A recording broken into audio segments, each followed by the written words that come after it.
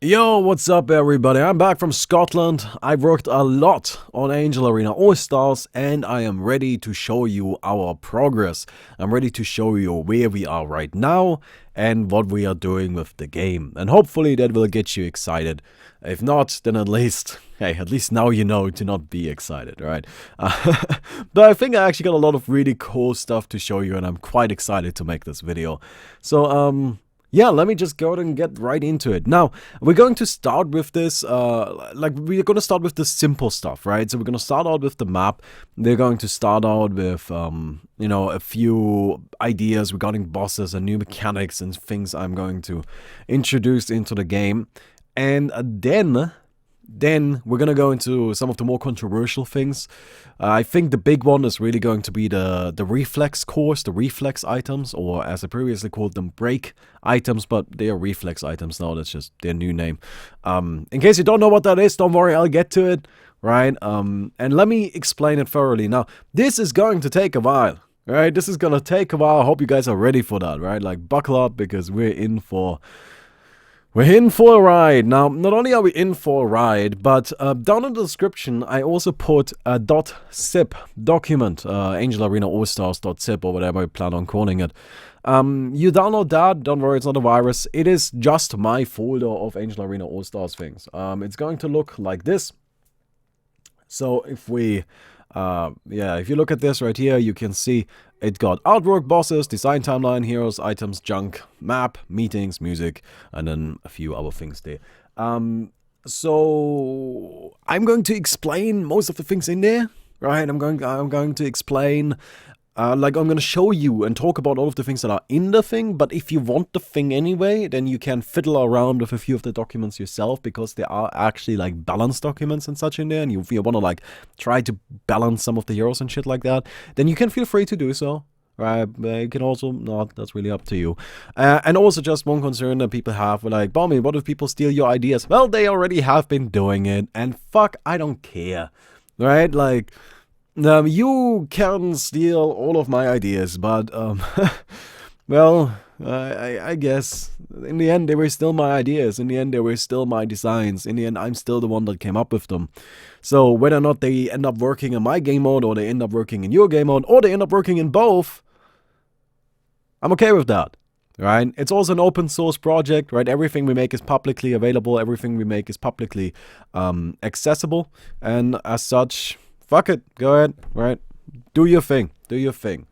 Just try to not be too scummy and claim that it's yours, right? And that's the only thing, right? Like, if you're gonna use my shit, then please credit me, you know, because that would be nice. But other than that, I really don't care. So let's get into it. Let's get into it. Now, this is the map. As you can see, it is very different from current Angel Arena maps. Very different. I'm going to explain everything that is on here, right? It looks a little bit odd. I'm sure you're like, oh, wait, what's going on here? But don't worry, this all makes sense. I put a lot of thought into this. I put a lot of thought into all of these things, right? But so this is the map right now. Again, it is a little bit odd, but that's because it is not based on current Angel Arena maps. The current Angel Arena maps in Dota, they look quite different from this. Like, if you look at Angel Arena Reborn, Angel Arena Blackstar, right, they're just nothing like this at all. But that's because I didn't base this map on those at all. I just didn't look at them for map design, because I think their map design is just really don't really like it that much, right? Instead, what I based this map on is this right here. See this little thing right here? This is a Warcraft 3 map. A Warcraft 3 map. A lot of the Warcraft 3 maps for Angel Arena game modes back then looked like this. They had this little diamond shape thing in the middle, right? And there were the camps just kind of like spread out a little bit, and in the mid they had like the little arena squares or whatever they were, and bases over here, little Santa hat dude up there. I'm not sure if that's intentional, but that looks like Santa to me. But yeah, this is what Angel Arena looks like traditionally. It doesn't look like it looks in Dota 2, not at all. And I decided to go with the traditional style of map. So that's why it looks like this, right? Doesn't look like the ones in Angel Arena. Oh, that doesn't look like the ones in Dota 2, right? Now, when I was making this map, first I made this, which I posted on Facebook. A lot of the stuff that I'm about to tell you is already on Facebook and has been on Facebook for a while, right? Yeah, so, you know. Anyway, this right here is the first thing I made, which is like the centerpiece, which you can see right there. It's actually right there. Yeah. This is what it looks like. We have our mid boss. This right here ends up being just a creep camp. I think you get the idea. Creep camp. Red, of course, are hard ones. Orange are medium ones. And green are small ones. Yes, we only have 3 different power levels for creep camps as opposed to 4 in regular Dota, but I really thought 3 was fine. We don't need 4, right? I don't think having a 4 power levels really adds anything. There's just no benefit to it.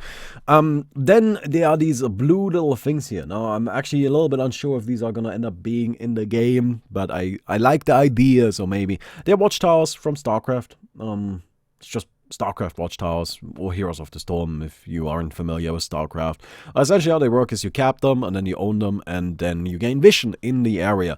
They are specifically placed in this location, because this way, what I hoped would happen is somebody farms here, right? Like, we have kind of 5 safe camps to farm. We have the easy camp here, medium, and medium. Right? So I imagine it's going to be as support. It's not really taking that much money, right? So like somebody can farm both of the easy camps here, and then we have like 2 mediums here. Like 3 mediums here that somebody can farm. The hard camp, of course, is going to be a little bit too hard. And there's another easy camp here that you can like sneak in and get a little bit of additional money. But the thing is, because this easy camp has the access point over here, the thing that means on this side, you're just kind of a little bit screwed. You know, there's like nothing to do in this area. So I thought, let's add in the watchtowers there. Now, the watchtower, if you cap this one, right, gives you vision of this hard camp, so you can farm it relatively safely. Mid boss doesn't give vision on him. All right, we're gonna talk about the mid boss in a little bit, but it doesn't give you a vision on him. Gives you a little bit of a vision on this right here, a little bit, so you can kind of see if something's happening if you pay close attention, right? And protects your general area. Right, and that's kind of the idea, right? While I want to encourage fighting, a lot of the problems that exist in the current Angel Arena are just because people keep, like, getting really powerful early on and then, like, go out of control, and it's just a little bit... But we're going to talk about fountain camping in a little bit. But yeah, so this is just kind of the watchtowers. Honestly, I don't want to go too deep into them because, like, I don't really know if we're going to have them. Right? Like, I liked the idea originally, but the more I work with the actual map, the less sure I am that we need them, and if we don't need them, I would rather not have them, right? So, yeah. But this right here is a high ground area. So the base is up on the high ground, right? This right here is like the first level down below, and etc. Let me actually show you a different map. So what I then did is I made this, which I know this looks like a fucking mess, right? But this all makes sense, right? I'm not gonna really explain this map too much because it's not really that important. But this is my second draft, and then I added in, wait, actually no, this right here, and then I added in, you know, like the high ground levels, right? So the base is high ground level 2, high ground level 1. This right here is high ground level 0, high ground level 1, high ground level 1, high ground level 2, etc. I think you get the idea. Now, this is what the first version of the map looked like. Right? It's just like, okay, this is going to be our complete map, but of course, this is complete nonsense, right? We're not going to put it into the game like this. How even? There's so much empty space. It's just completely pointless. So we reworked it a little bit, or refunked it a little bit, and then eventually we ended up with this, which that's just the pixel version of it. However, I removed one of these little things right here, right? So if you, oh, actually, no, that's not what I was looking for. Wait, where did I put it? Ah, there we go. Let me go ahead. I don't really know. Ah, whatever. Oh, wait. Ah, okay, I got multiples of them now. Good, that's actually what I was looking for. Alright, sorry. Just still trying to figure this whole thing out. But, so we had this right here, you know, and then we turned that into the pixel map. However, like, before we turned it into that, I did some modifications to it, right? So this right here is the so-called farming cave, this area.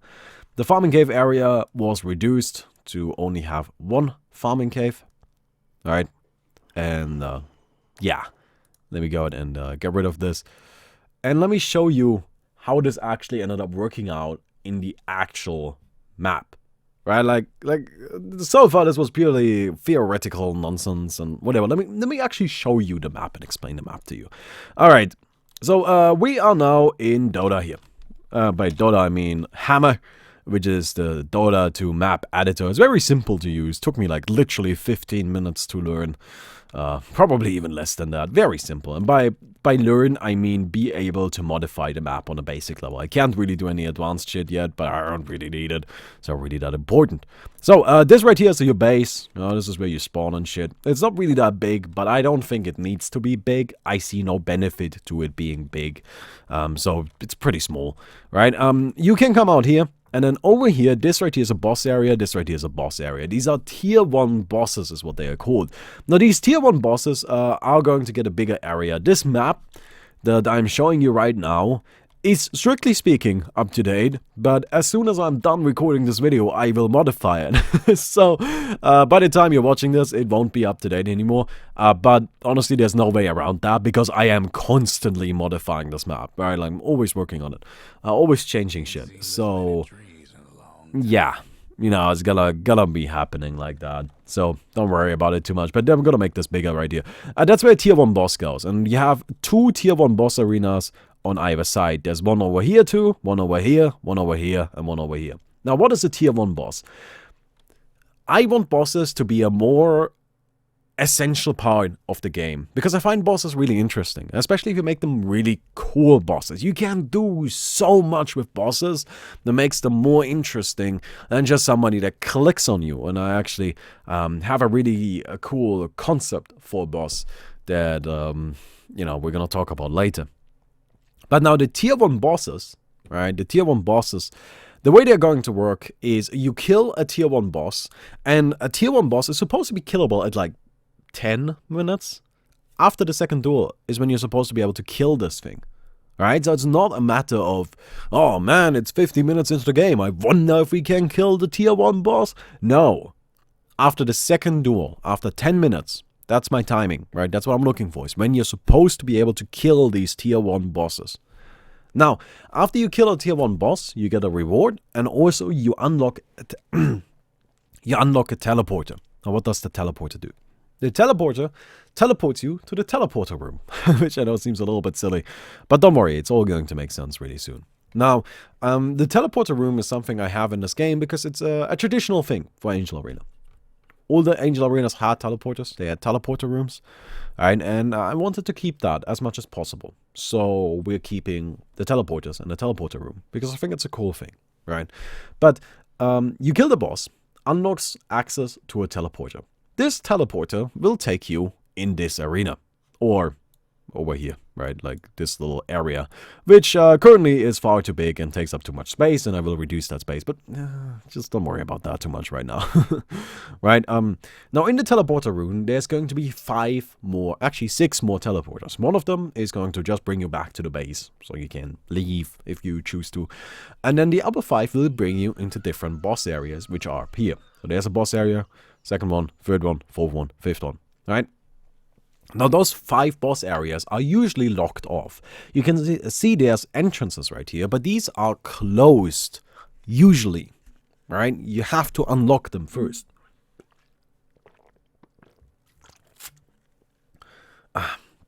Sorry, I'm not used to talking that much anymore. I haven't really been talking that much over the past 10 days. But these areas are usually closed. So, right here, sorry, the camera movement is a little bit difficult. But right here, there would be a gate, right? There would be a gate here, gate here, gate here, gate here. So this is all locked off. You cannot just walk in. Then, in the teleporter room, you can decide what tier of boss you want to go into, right? So this area would be for the tier 2 boss, tier 3, tier 4, tier 5, tier 6. Alright, we have 6 different tiers of bosses. Tier 6 is the most powerful one. You go into the teleporter room, you can pick a tier of boss you want to fight. So you can choose the tier 1, any of them. As soon as you teleport into the arena with the tier, with the boss that you chose, the gate unlocks, right? So then this gate opens up. And then people can come in and enter and fight, right? And can interrupt you. That's the important thing. I think boss sniping is really, really cool. I think interrupting enemy boss fights is really, really cool. But I still wanted to keep the teleporter thing around as like a traditional thing. And also because I think it actually allows for stuff like this where we can just put the bosses, you know, like on kind of in like a corner or next to each other with these like little arenas. Something you don't really need to worry too much about. So having the teleporters just kind of made sense to me, right? You teleport into the room, you unlock the gate, right? So now allies can help you. Allies could help you anyway, though. Allies can also use the teleporter, right? So you step on a teleporter in 20 seconds or so, it's active. And then your allies can come through the teleporter as well if they wish.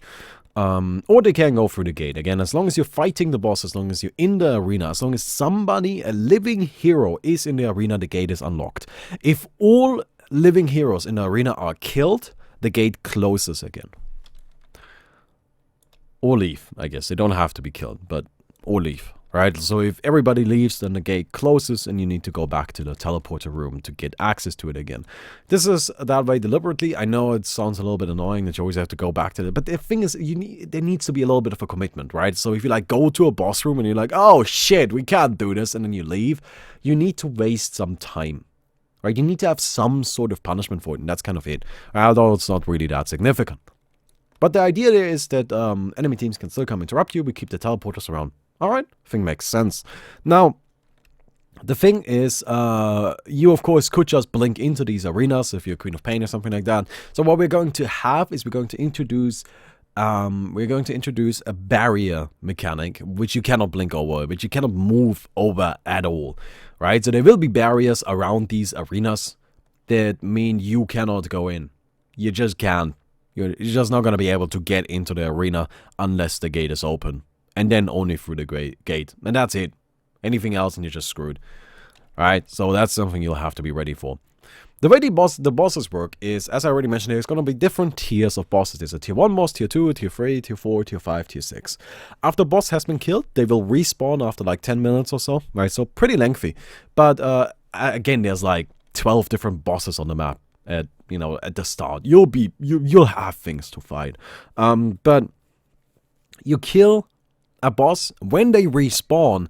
It is not the same boss that respawns. It's a different boss, a new one that respawns, and this new boss is of the higher tier, right?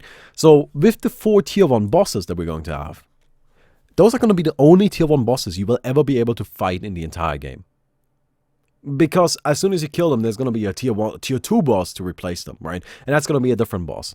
So if we go for the minimum amount of bosses that we need for each tier, then tier 1 would be 4, tier 2 would be 6, tier 3 would be 8, right? You get the idea. If we want to have all of them be different, which is, something that I aspire to. I don't know how realistic it is, but I think it would be really cool.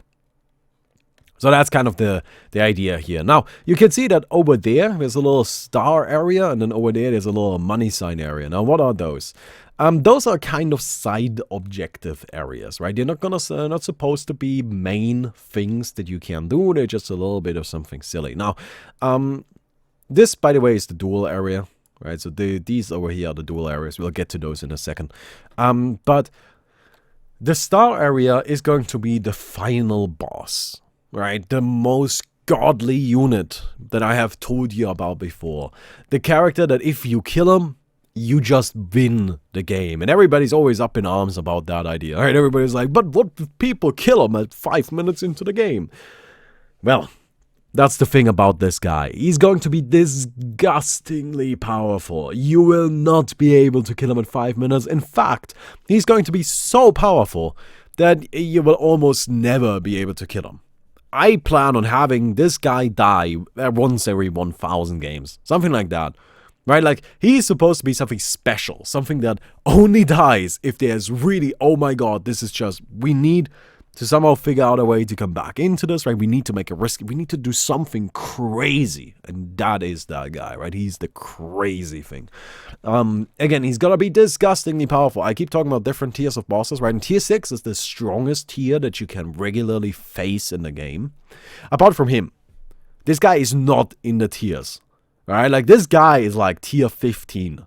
Like, he's just like on his own level, just disgustingly powerful, okay?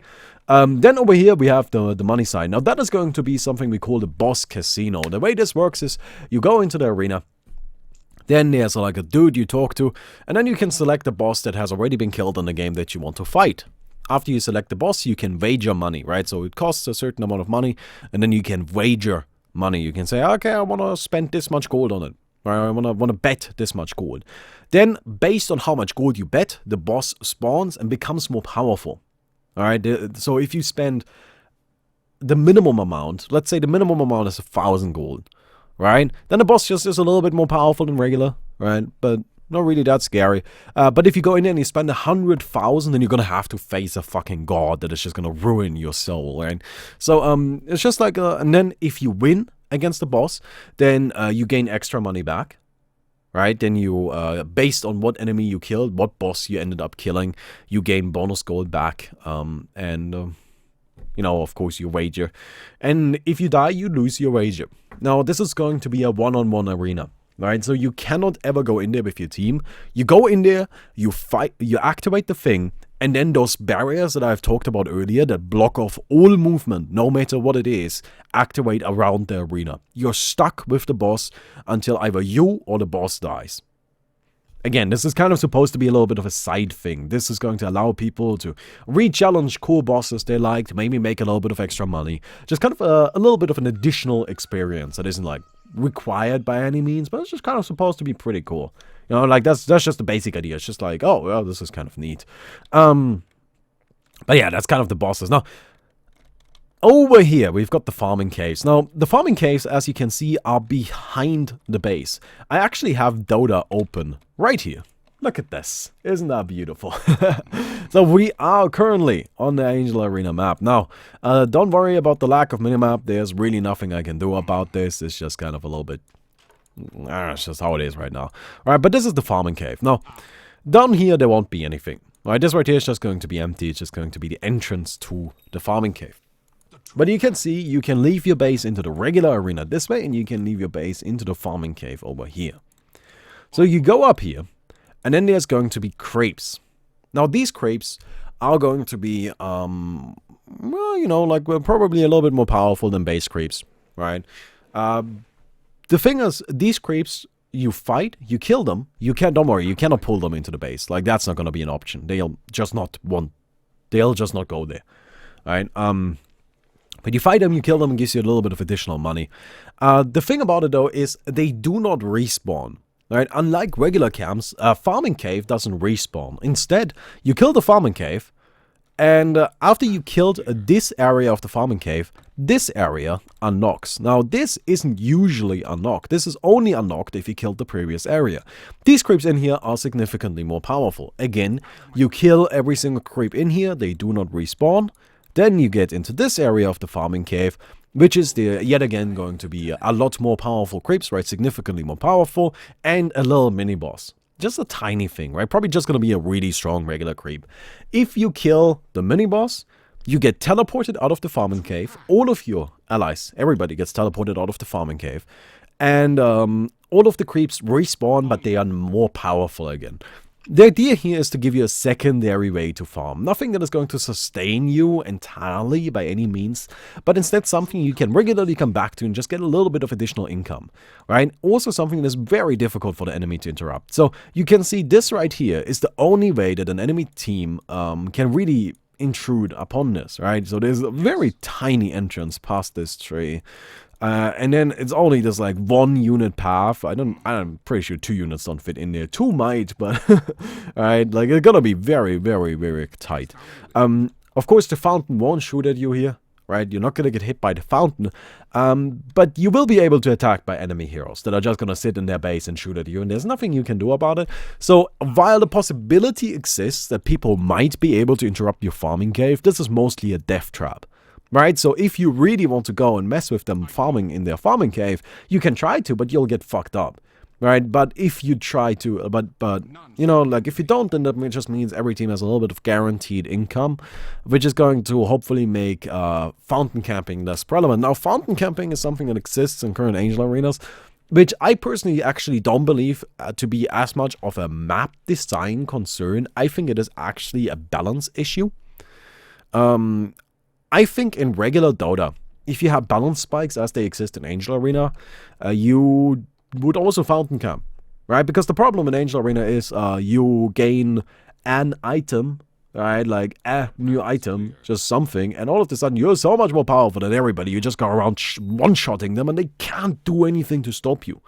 That power spike is the reason why you can fountain camp, because you just become so immensely more powerful than everybody else all of a sudden that you can just snowball completely out of control. Regular Dota doesn't have those kind of power spikes. Regular Dota's power spikes are a lot more mellow, they're a lot slower.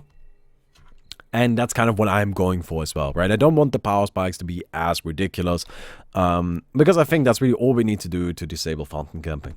Right, that's really all that causes fountain camping in the first place. But yeah, now, the second thing I kind of want to show you while we are in the regular game is I want to show you the dual arena. Now, as I already mentioned, this map is still a work in progress. Everything is still a work in progress. But yeah, this is the dual arena. You can see it's not super huge, but I think it's plenty, right? This is big enough, absolutely.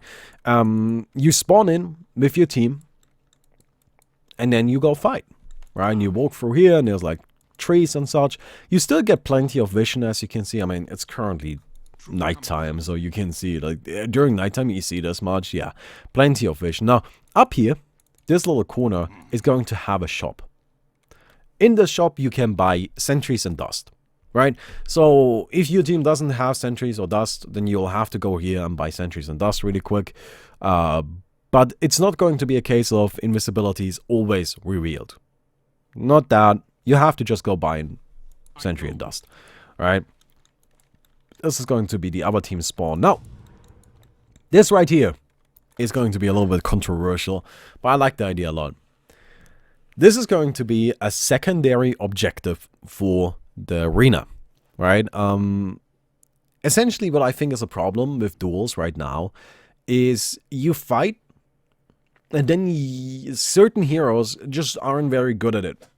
Like a Dragon Knight, for example, until he has, you know, late game items and can actually right-click people. A Centaur War Runner.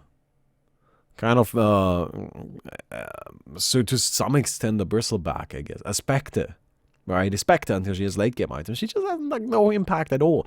All of these heroes that are supposed to just be like a little bit more tanky, right? Heroes that have the main purpose of initiation and running in first and all of that.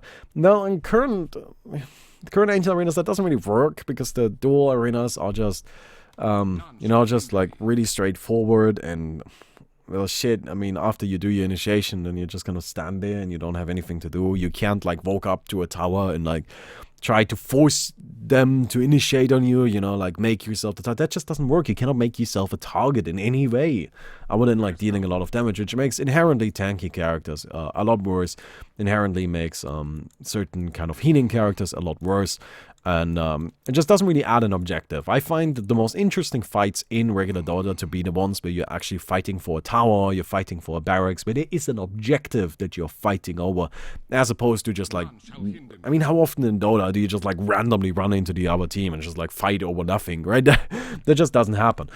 So this right here would be a capture point. The way this works is, if you are sitting on the point uncontested, right? So nobody else is on the, no enemies are on the point as well.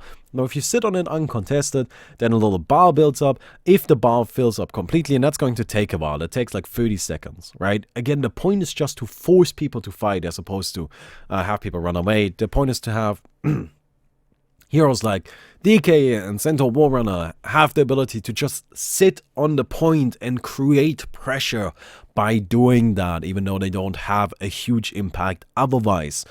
So you sit on the capture point, and if the capture point is captured by your team, your entire remaining heroes in the arena gain haste speed, and double damage, and an arcane rune. Right, so they gain a lot of power, they're becoming incredibly powerful, and it should allow you to just force a win. Right, to just like, okay, we are so much more powerful than them now, we're just gonna kill them. That doesn't work, then I guess that doesn't work, right? But that's like the basic idea, I suppose. That's the basic idea. Also, by the way, can you just point out how this is just beautiful? Thank God they added in the back. Added in the old shop again. But yeah, so now one thing you may have noticed is actually there are two arenas, right? There's one over here, and then there's one over there, right? If you were paying very close attention, then you notice that there's two arenas. Huh. Why is that? Now, I personally do not see any benefit at all to having duels where somebody doesn't fight. Right? Like, I think that's stupid. I think it is stupid that in current Angel Arena you randomly select the people that fight, and sometimes you just don't get to fight for the entire game. Like, that has literally happened to me where I never ever was in a duel, and that's just really stupid, right? I don't think that should happen. So the idea is that, of course, sometimes there's going to be 5-on-5 duels, right? And those are just going to take place in one arena. But if there would be a 1-on-1 duel, then it's not that the other 8 players are just going to watch you fight. Instead, they are going to be in the other arena doing a 4-on-4. And if there's a 2-on-2 duel, then in the other arena, there's going to be a 3-on-3. And, yeah, so that's really all the possibilities. We're just going to resurrect all people before a duel, right? Like, current Angel Arenas have it that if somebody's dead before a duel, then they cannot, participate in a duel. I see no benefit to having that at all. I just don't see the advantage. I don't think it makes the game more fun. So we're just not going to have that. Instead, you just get resurrected and get to fight anyway, right? So yeah, that's kind of the logic there.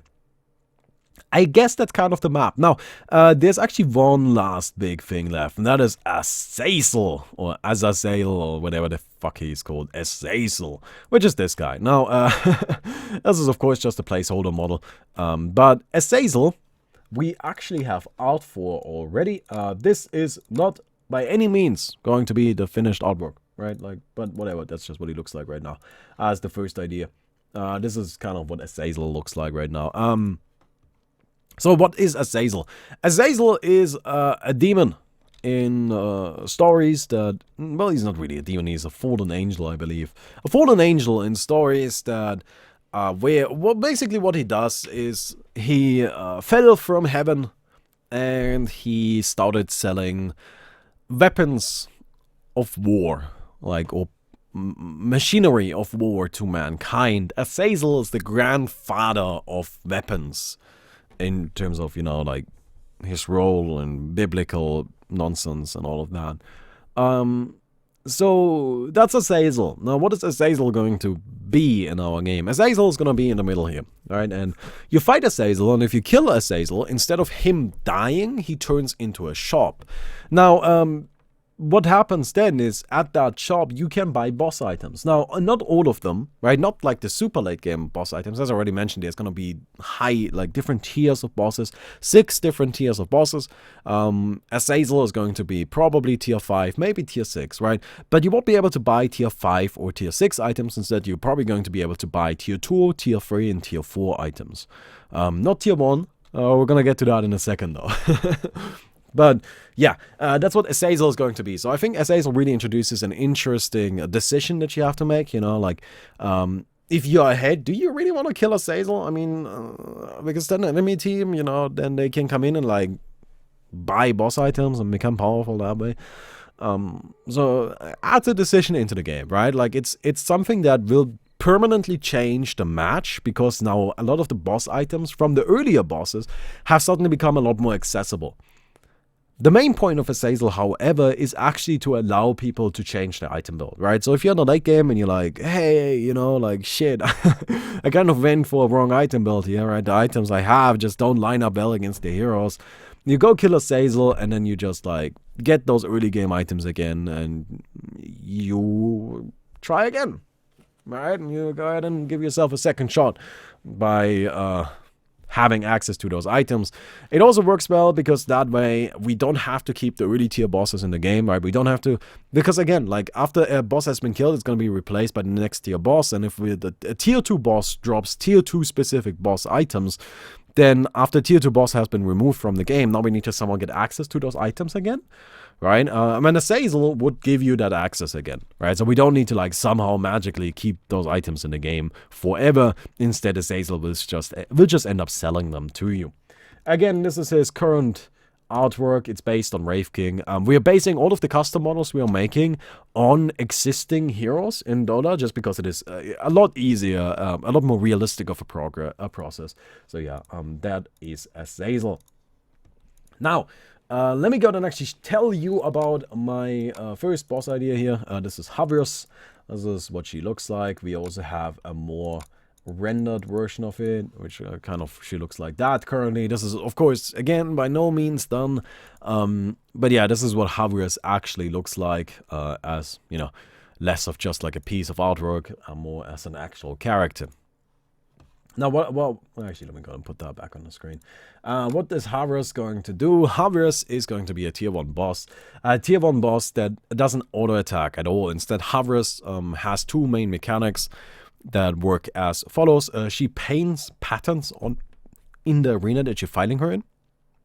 Right, so you fight her, and then like she paints a pattern on the floor. And if you touch that pattern, you get disarmed and you take damage. Also, while doing that, what she constantly does is she constantly has like a wind blowing in the arena that moves you into a direction. All right, so she changes the direction for that constantly to kind of elaborate, like to explain how that works. For example, she has the wind blowing into the left direction, like it's blowing to the left. So now if you're walking to the left, you're going to be going faster. You have increased movement speed. If you try walking to the right, you're going to be walking slower. If you try walking upwards, you're going to end up tilted towards the left, or downwards, right? You always end up being tilted. So there's always like a force that you have to compensate for while doing your movement, which in combined with like the thing that she's going to be drawing on the arena, like in the arena, these patterns, she will be able to just like force damage onto you if you don't pay attention. All right, so that's kind of the basic idea for Javius. If you want to read more about her, again, just download the zip. It is all in there. Now. God, I gotta keep this a little bit shorter. I guess I can play a little bit of music. So this would be a song we have. I'm just gonna let this play for now. In the zip is also a link to our SoundCloud, where a lot of the music is going to be going. But yeah, just like listen to this in the background. We've got a music team. It's not like a priority or anything like that, and there will be a button to turn off the music if you don't like the music. But there is a music team, and there will be custom music for a lot of things. And by a lot of things, I mean everything. We also have custom announcers and stuff like that. That's also being worked on. We've got a loading screen. This is kind of what the loading screen looks like right now. This is not only going to be the loading screen, but it's actually going to be the drafting screen, which ends up looking like that. So this is now finished. This is a non-finished picture of it, right? But it is now complete. This is actually a functional part of the game. You can see up there we're going to have a short, normal, and long game. These blurbs are currently not accurate, right? Like they're just like some placeholder blurbs we put there. But yeah, so you will not have the option of picking different kills. Instead, kill limits. Instead, you get to pick a short game, a normal game, or a long game, and we are going to manually balance each of them. Of course, normal game is going to be the main source of attention, though. Alright, but yeah, so there's not going to be like, then we're going to modify a lot more about it than just the kill limit. But this way, people can still have control over what they want to have in the game, and at the same time, they don't need to strictly stick to voting for kills. I hope this isn't too loud. I'm going to make it a little bit quieter. This right here is a concept for a hero we might add into the game. I'm just gonna say it, this is Electrician from Heroes of Newerth. This is my favorite hero from Heroes of Newerth. This is the one, actually one of the two characters I think should go into Dota. Not saying this will happen, it might happen, right? So this is just a concept art based on Dazzle. Again, we would not be making a model from scratch, instead we would be using an already existing one. This right here is a picture that has a bunch of trays on it that say send nudes. Just in case you need it. Yes! Alright, cool. Heroes! Let's go ahead and talk about heroes. Before I do that, let me actually go ahead and start a different song. Just in case you wanna, like, listen to that. Right? Just saying. In case you wanna, like, listen to some more of the music that we've got. Oh, I actually forgot about one important thing. This right here is a concept for a shop we've got. So the shop is going to look like the shop from League of Legends. I'm not even joking. Now, of course, this right here is just like an additional thing that you can enable by clicking on what is currently the guide section in Dota, right? So if you look at Dota right here, like I open up the shop, this is just, you know, it's just like, oh, guides, okay, cool, right? So this right here wouldn't exist like so. It wouldn't open up a guide section. Instead, it would open up the big new fancy shop. Now, why is that shop there? The main purpose of the shop is actually to just showcase this right here. There's going to be a lot of items that build into a lot of different items, of course, right? And the base idea is, oh, cool, right? So now we can see the entire fucking upgrade path, as opposed to always having to, like, click through it forever. This is, of course, just for newer players, right? It's going to have, like, a lot of descriptions. You can sort into which categories you want to go, and all of that is by no means required to use. Again, there will be just a regular shop that is absolutely usable without... You're going to be able to use the shop, the regular shop, without ever opening up this window. This is just for new players. You don't have to worry about this at all if you don't want to use it, right? So you don't need to worry about this. Regular shop is going to be perfectly usable, but this is just kind of something I want for newer players. It's going to make the game less intimidating, and yeah, so I guess that's kind of that. Again, I'm not ashamed to admit that it is entirely based on League of Legends. Or Smite. Actually, I am supposed to say it's based on Smite so I don't upset people, but I don't really give a shit. Let me go and show you balance. Actually, maybe not him. Yeah, let's start with Anti-Mage. Yeah, there we go. Anti-Mage, pretty straightforward. Balance documents. They look like this, as I previously mentioned.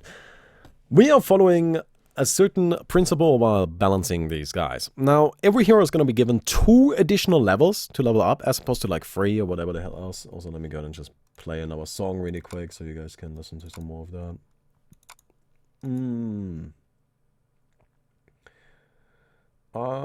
Wait.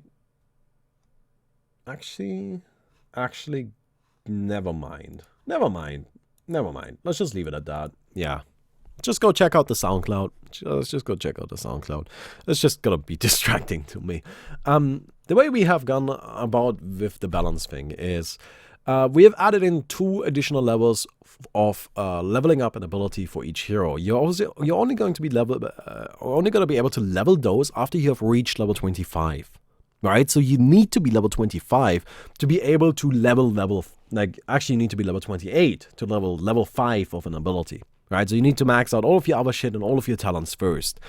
Then at level 28 you can choose to level up an ability, and then, you know, you go from there. Now, the important thing to keep in mind here, right, is all of these abilities actually follow a very specific formula that has been modified and adjusted for certain spells, but for most spells it's actually just following the formula, which goes as follows. Level 5 is the average bonus you get for each level, right? So right here you gain 12 from level 1 to level 2, 12, 12. All right, makes sense. So from level 4 to level 5 you gain 24. Because it's twice the average bonus you would gain from level 1 to 4. And then at level 6, you gain 8 times the average bonus you gain from level 1 to level 4. Right? So in this case, that would be 90. No, that's not right. No, it is 96, right? Yeah, it is 96. Yeah, 96. All right. Math is hard. No, it is 96. Right, so you can see there's a huge power spike from level 5 to level 6. My thought process there was, I want the level 5 abilities to be something that feel powerful, and I want the level 6 abilities to be something you can aspire to. And something you can be like, oh my god, I just want to get there and be like, eat shit, man. Right? It's essentially the same as the talents currently. With the talents, you get some of the really fancy ones when you're like, oh, wow, that's crazy. Holy shit. You're doing all the kinds of like insane stuff now, and that's exactly how these are gonna go. So for example, Anti-Mage here, right, he gets just straight up scaling here, just straight up scaling here, that gets a 1900 range blink, which is just dumb. right? But at the same time, that's cool. That is cool. And then a spell shield, we had to tone down a little bit, right? So spell shield, for example, doesn't follow the formula exactly because an anti-mage would end up with literally 100% spell resistance, which is, of course, not really good to have. So we made it less. Well, Mana Void is just disgusting because it has a 3.6 multiplier on the intelligence, the mana you're missing. Now, an important thing to note about these balance documents, right? And this I need to make sure everybody understands from the very beginning. They are not actually supposed to be balanced. Not yet, at least, right?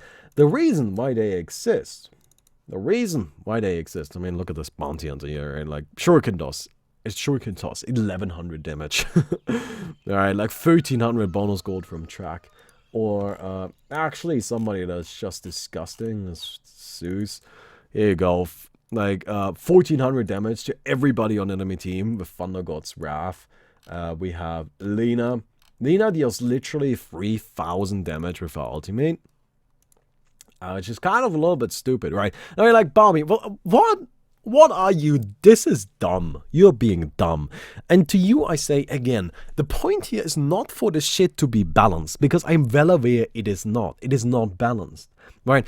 The point of these balance documents right now is just to have numbers we can work off, because now we know that Laguna Blade is going to deal 3000 damage. All right, cool. So how much damage does Laguna Blade usually deal? It's 850, all right? That is like, what, 20% of a really tanky hero's HP, right? If somebody has like 4000 HP, which is really like, ooh, that's a lot, right? But it's possible. So if somebody has 4000 HP, you Laguna Blade them, they lose 20%. So our maximum HP that somebody should be able to reach to stay, like to keep these spells relevant, would have to be 5 times 3000, 15,000. Boom. Now we know. Right? That's why these exist. That's why they are relevant. Because it's not about getting a perfectly balanced game immediately. It is about figuring out what parts of the game, like how do we need to make our numbers? Like what is the power level, the general power level we are looking at any stage of the game? So that's the idea, right? That is the idea. So again, these balance documents right now, they're just fucking ridiculous. But that's okay, because they're not supposed to be balanced. You know, calling them balance documents is a little bit deceiving. But eventually they will be balanced documents, right? Like, as we go through it, we're gonna modify these and, like, stick to them. It's just right now, while they're called balanced documents, they're not really that balanced. So, yeah. So that's kind of how that functions. That's kind of how that goes. And, yeah, I guess currently supports are actually gods. Now, let me talk about that. We're actually getting pretty close to the end here, so... Oh, wow, you actually stuck through the past 50 minutes of me just talking about this nonsense, and I commend you. I very much commend you. I am not even talking about all of the things I've done with the game, though. Like, not even fucking close, right? Can't talk about everything right now. Let's just go ahead and get to it. Let's just go ahead and just continue. Anyway, so, as I was saying, currently supports are gods. It's just that straightforward. Like, we did actually scale up stuns. Like, stuns are strong. Right, so like for example, and like disables in general, I guess Crystal Main is a bad example. I didn't actually do Crystal Main myself. I had some help with these because holy shit, it's a lot of heroes, right? But if you like look at Lich, for example, nope, yet again a bad example. Who has a scaling stun duration? There we go, like Earthshaker maybe. You know, Earthshaker, his stuns go up, right? Like his abilities become more powerful. You have Disruptor. Disruptor's a great example, actually. You know, Disruptor, he's got his glimpse with 3000 range, because that's okay. 5.6 seconds cooler duration on the kinetic field, which is actually probably not even that high. We have Centaur Warrunner, right? Centaur Warrunner is like, his stun is 3.5 seconds. We've got Alchemist with a 5.5 seconds maximum stun. got Abaddon, who's just completely impossible to kill. 12 seconds ultimate. His Apophic Shield blocks 500 damage. Ancient Apparition with a 5-second stun on the Cold Field. Cold Feet, 60% increased magic damage and slow from the Ice Vortex. Supports are gods right now, just in general. Just look through the stuff, right? Why? The thing is that I believe that the current Angel Arenas have approached leveling up their heroes and making them more powerful by starting out with scaling up everybody's abilities and then just not scaling up stuns and disables. I think that is inherently a bad design decision because that will lead to carries, that heroes that don't usually have stuns and disables, scaling insanely well, even better than in regular Dota, and support just left in the dirt and they're just garbage. And that's just not what I want at all, right? That's just not good. So I decided we're going to take an entirely different approach. We're actually going to go and make all of the disables, all of the stuns, all of that shit. We're going to make that powerful, right? We're going to make that powerful. Also, I'm going to just walk around the map a little bit so you guys can like take a look at it again from more of like an in-game perspective. Alright, we're going to make that shit powerful. Why are we making that so powerful? Well, if we make that powerful, right, then we just add in more defensive options into the game, and then supports are going to stay relevant throughout the game, and carries aren't going to be like the overwhelming force that they usually are. You know, instead we might end up with a game that is a little bit more interesting than just a bunch of carries right-clicking each other. And that sounds like a good thing to me. You know, that sounds like something that is definitely worth aspiring to. And that is what I'm trying to get done. So that's what we're gonna do. Right?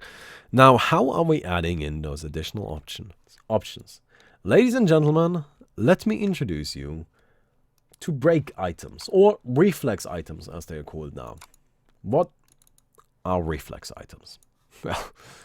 Well, so the tier 1 bosses, as I already mentioned, they work a little bit differently from the other bosses. They drop so-called cores, or that's what they're called right now. They're probably gonna get a change in name eventually. But they drop cores. One of those is the farming core. The other one is the reflex core. We're gonna talk about the farming core in a second. What the reflex core does is it allows you to build a reflex item. What is a reflex item? A reflex item is a defensive item that allows you to protect yourself from these ridiculously powerful spells. Which is going to make it so that carries would usually just get shut down completely. Actually got defensive options. Increasing defensive options actually can often lead to a more aggressive game. These are our current ideas for reflex core items, right? So here you go, you can have some idea. There's going to be 3 different categories of reflex core items: preemptive, reactive, and post-active. Preemptive is supposed to be activated before anything happens, right? So you see a Vengeful Spirit walking at you. You think she might magic missile you. That is when you activate the preemptive one. The preemptive one is the easiest to use. Well, actually, no, it's the second easiest to use, right? The preemptive one is the second easiest to use. Well, you're kind of a chicken if you use the preemptive one, but anyway. But the thing is that you think she's going to magic missile you, you activate the preemptive one, you're protected. That's the idea. The reactive one, you think somebody is gonna come hit you. You see the Vengeful Spirit walking at you. You see the magic missile flying. Like you have the magic missile coming at you. That's when you activate the reactive one, which will then protect you. The post-active one is you saw her walk at you. You saw her shoot the missile at you. You got hit by the missile. That's when you activate the post-active one to protect you. The preemptive one in our current like in the current state, the current ideas we have, like level 1 would just give you 50% damage reduction for 2 seconds. Again, right, you see the missile car, you think the missile is going to come soon, you activate the thing. Okay, good, we took less damage. While the reactive one, you got hit by the missile. Oh shit. Alright, well, you didn't get hit by it. You see the missile flying, you activate the reactive one, you disjoin it. Right, but you need to actually see the projectile already. Can't activate it before, and that won't save you. Right, and the post-active one, since that is the easiest to use, it needs to be a little bit worse. In this case, it just kind of purges you out of the first ability you got hit, like the first ability you got hit by, although it won't be able to purge you out of a stun, right? So this one, magic missile wouldn't actually work, but if you get hit by a gale, you activate the post-active one, purges you out of the first debuff. Now you say, well, but no, Venomancer's fucked. Well, not really, because like Venomancer can just click on you and then gale, and now, you know, the post-active one doesn't purge you out of gale, only out of the regular poison attack. Number 2, constant soft dispel for 2 seconds for incoming debuffs. So you're like, oh shit, they're gonna like throw gale and all of their crap at me over the next 2 seconds. I'm just going to activate this. It works kind of like a Slug Pact a little bit, except it doesn't disable stuns. Or 100% damage reduction, right? Again, are these balanced right now? Absolutely not, right? But they're just ideas, just concepts. Please don't tell me that stuff is broken, because all of these numbers are up to change, right? Like, by the way, if you're leaving a YouTube comment right now about how any of the things that I'm telling you are overpowered, you are an idiot and should really shut the fuck up, because this stuff is just designs. Numbers can always be changed, right? We can always just make it not be broken, right? But these numbers currently are all just placeholders, right? But anyway, a preemptive 100% damage reduction for 2 seconds, right? So one of them is if you're more worried about dots, the other one is more if you're more worried about something else. Now, you can see there's 2 levels there actually. The thing is that any preemptive one can be built into any preemptive one, right? So, like any lower, it can be upgraded into any higher level preemptive one, is the better way to put it. So there's 1 level 2, 2 level 2, and 3 level 3 items. So the 1 level 2 item can be built into both level 2 items, and the level 2 level 2 items can be built into all 3 level 3 items. Right, so a constant soft dispel for 2 seconds for incoming debuffs, or 100% damage reduction for 2 seconds. Reactive, 0.5 seconds in vulnerability and throws the blocked spell back. So the idea is, okay, so she shot the fucking missile at me. Now I'm not just gonna dodge it, I'm gonna hit her with it, right? She's gonna be taking the damage now. Or the 0.5 seconds duration blocks the next spell, and if a spell is blocked, you get force staffed or blinked. I'm not sure about which one. It's 1,000 units towards your base.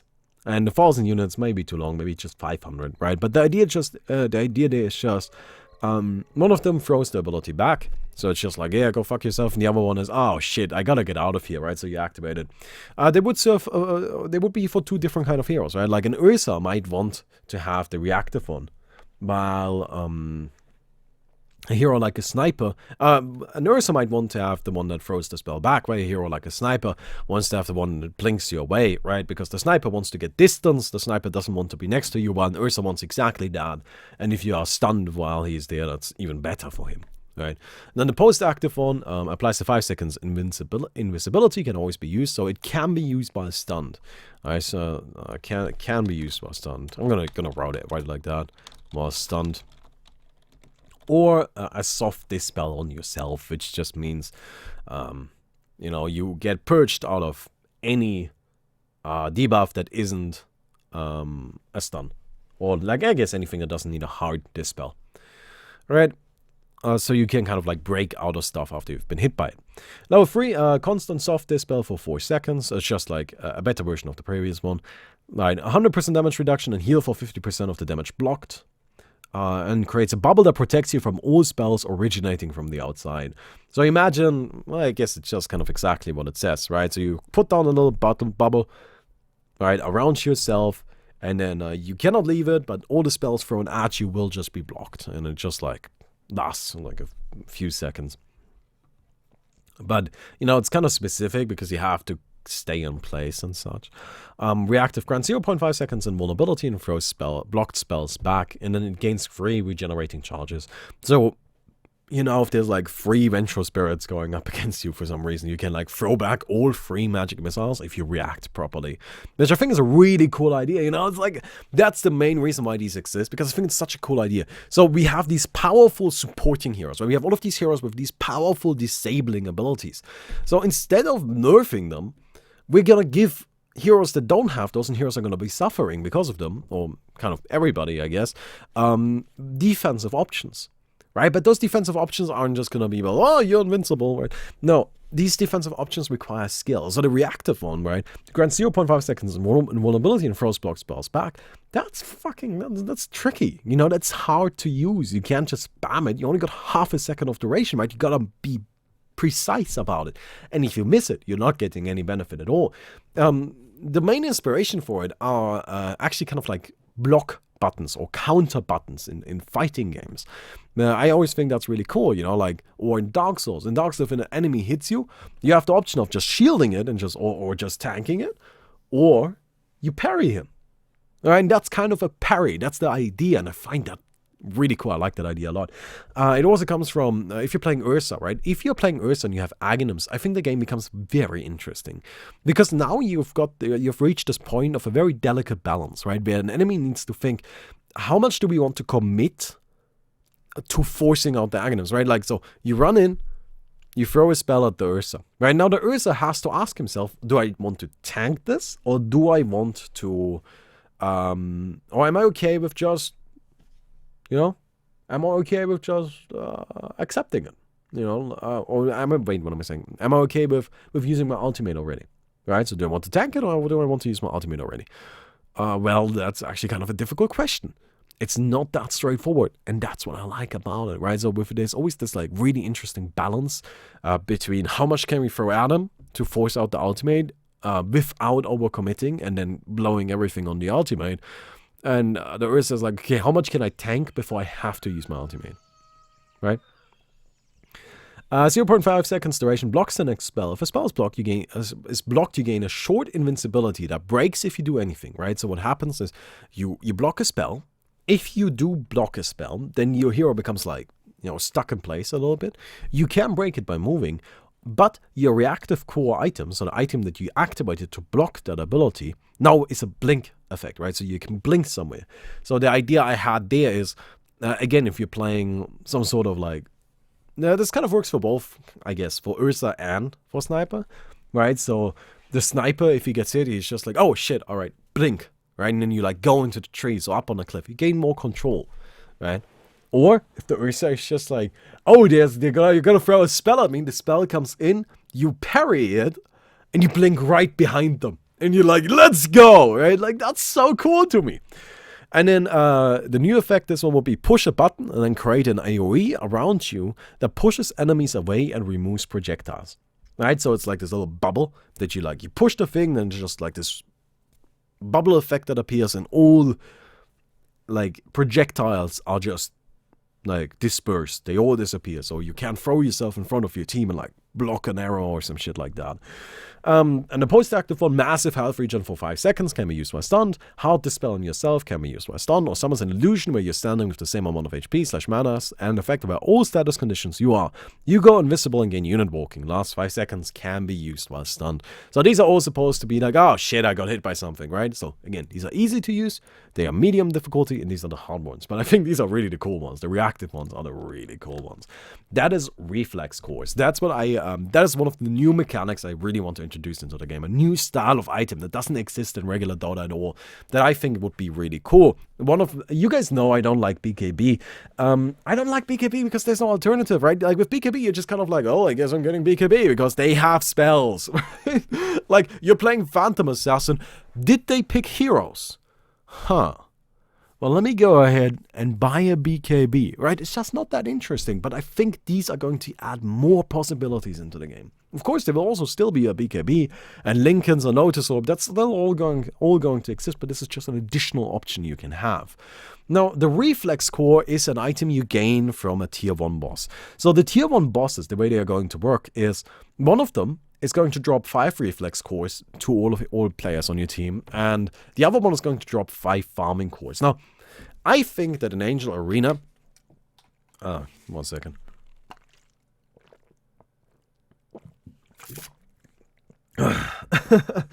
Oh god. This has been an hour of constant talking, well. Alright, let's go and just keep going, right?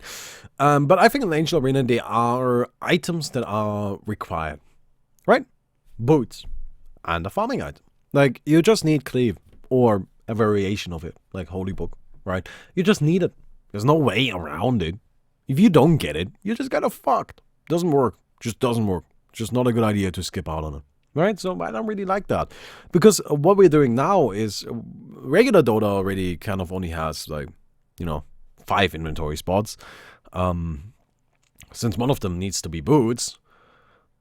Now we are reducing that to 4 because one of them needs to be Battle Fury. I just don't like that. So what I thought we could do is we get a so-called farming core. With the farming core, you can upgrade your boots. And then turns those boots into farming items. Alright? So treads, if you upgrade them with a farming core, they gain Cleave. But this Cleave is creeps only. Alright, that's important to keep in here. I'm gonna actually put that in there. All upgrades. Actually, let me go ahead and just write it in here. Treads is creep only. Cleave. Face boots would be a creep. Creep only. Split shot. Alright, strong region against creep. TP boots, and there we go. Right, so you gain a Cleave that only works against creeps, not against anybody else. Now, I think the big advantage of this is, because farming items are so necessary in regular Angel Arena games, that I think it's actually kind of detrimental for a lot of heroes. Like a Phantom Lancer, or any hero summons, and they just get fucked by that, right? Because, oh, shit, well, I cannot ever use my summons because they're just gonna get cleaved down every single time. Because everybody has Cleave. And that's just a little bit stupid, And all of the fights are always like, well, we cannot sit next to each other because we are all going to get cleaved down because everybody has Cleave. Now, this right here negates the necessity to always buy a Battle Fury because you already got a Cleave. And I think this way people are actually going to stop buying Battle Fury on everybody. And, but since it's creeps only, all of a sudden, all of these things that were negated by everybody having Cleave suddenly become viable again.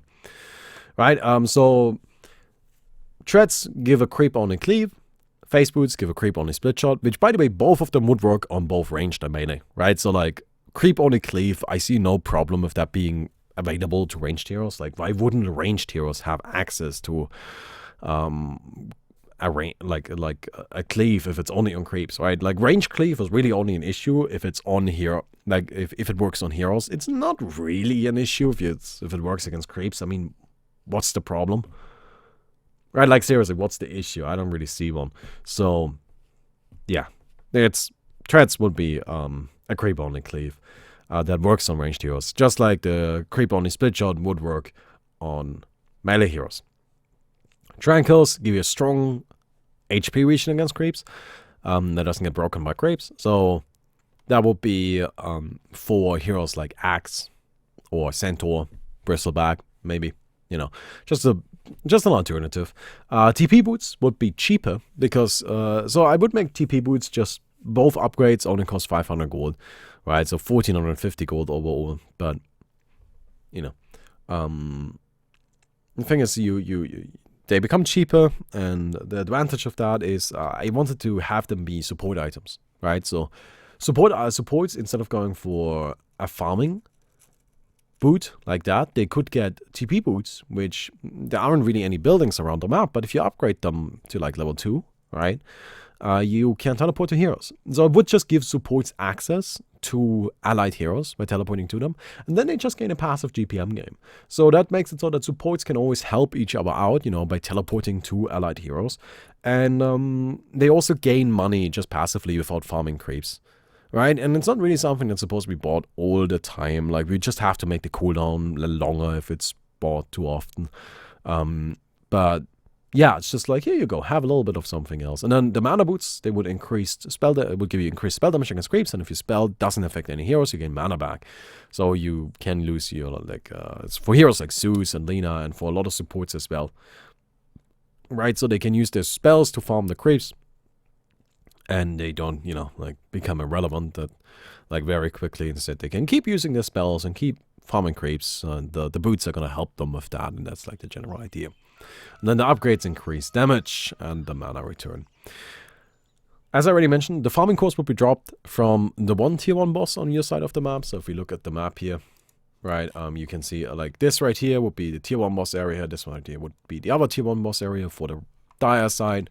Right, now these bosses wouldn't be snipeable. That's the downside of doing it like this, but that's a sacrifice I'm willing to make. Right, but so you right here you kill that boss, and then you get farming cores. You kill that one, you get reflex cores. You kill this one, the raiding gets a reflex cores. You kill this one, you gain farming cores. And again, this also unlocks access to all other bosses in the game.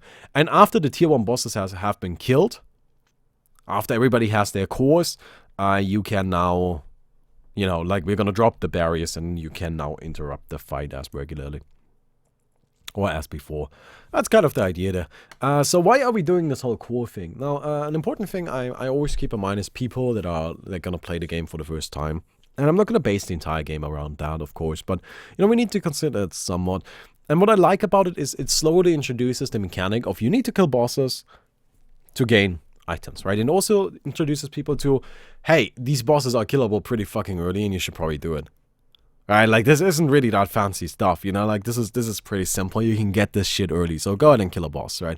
And then it gains, and then it showcases people access to the teleporter, like, oh, hey, we can do this now, and all of that, right? So it just introduces a bunch of new mechanics that I want introduced, and yeah, I like it. So that's kind of, I guess, one of the more controversial things that I plan on adding in. Items, we also got a bunch of items, but it's not really that important right now. Design timeline, which is this folder, looks like this. This right here is just my ideas. You can go through this. They are dated, right? So the 17 is 2017. 01 is January. 10 is the 10th of January, right? So they are dated. And this one was just one that I didn't have... that was just kind of like before I started keeping track of everything. But yeah, other things we're working on. Other things that are going to be happening is need great pass. If you kill a boss, it's not like the items are just going to drop on the ground. Instead, whoever gets whichever team gets the boss kill gains need great pass, so they can like pick. Like you can roll for items. You can select great and all of that. I don't think I need to explain that. I think everybody knows how that works. I think that's it. So feel free to leave me your feedback. Feel free to let me know what you think. I hope to see you guys tomorrow. Goodbye.